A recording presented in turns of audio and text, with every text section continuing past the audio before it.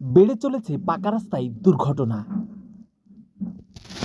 শুধু তাই নয়, গাড়ি নিয়ে পথচারীদের দুর্ভোগের যেন থাকছে না শেষ।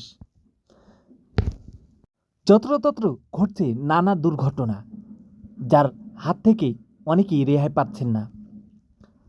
এমনটি ঘটনা ঘটেছে নাচল এবং নেয়ামতপুরের সীমানা ফলকের পাশে। এই স্থানটি পড়েছে নেয়ামতপুর সীমানার মধ্যে, কিন্তু পূর্বে কন্ট্রাক্টররা, এটি নাচল থানার কন্ট্রাক্টররাই এই রাস্তাটি সংস্কার করছিল, কিন্তু রাস্তাটি সম্পূর্ণ না হওয়ায় জনদুর্ভোগ যেন বেড়ে চলেছে।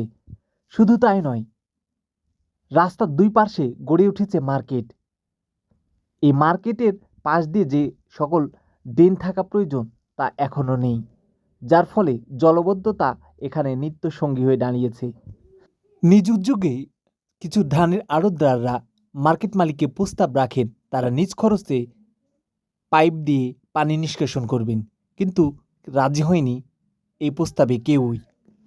ভুক্তভোগীদের দাবি, এই সমস্যা দ্রুত সমাধান না করা হলে ঘটে যেতে পারে প্রাণহানির মতো বড় ধরনের দুর্ঘটনা। রাজবাড়ী বাজার, নাচল চাঁপাইনবাবগঞ্জ।